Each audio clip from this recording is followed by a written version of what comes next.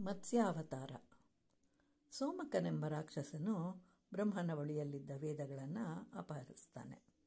ಅವನು ಸಮುದ್ರದಲ್ಲಿದ್ದುದರಿಂದ ಅವನನ್ನು ಸಂಹರಿಸಿ ವೇದಗಳನ್ನು ಮತ್ತೆ ಪಡೆದುಕೊಳ್ಳಲು ಅವನಿಗಿಂತಲೂ ಬಲಿಷ್ಠವಾದ ರೂಪವನ್ನು ಧರಿಸಬೇಕು ಅಂತ ಹೇಳಿ ಪರಮಾತ್ಮನು ನೀರಿನಲ್ಲಿಯೇ ವಾಸಿಸುವ ಮೀನಿನ ರೂಪವನ್ನು ಧರಿಸ್ತಾನೆ.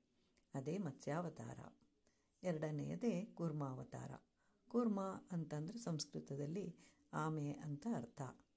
ಒಂದು ಸಲ ದೇವತೆಗಳು ಶಕ್ತಿಹೀನರಾಗ್ತಾರೆ.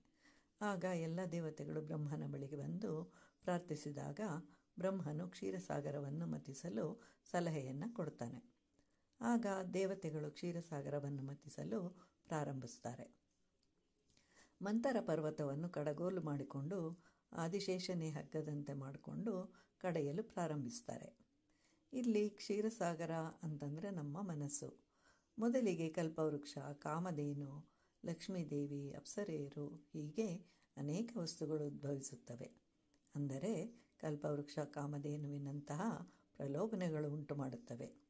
ಅವುಗಳಲ್ಲಿ ಸಿಲುಕಬಾರದು. ವಿಷವೂ ಬರುತ್ತದೆ, ಅಂದರೆ ಭಯಂಕರವಾದ ಕಷ್ಟಗಳು ಎದುರಾಗುತ್ತವೆ.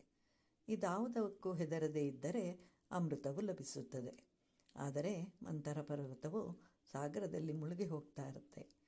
ಆಗ ಪರಮಾತ್ಮನನ್ನು ಪ್ರಾರ್ಥಿಸಿದಾಗ ಕೂರ್ಮ ಅವತಾರವನ್ನು ಧರಿಸುತ್ತಾನೆ.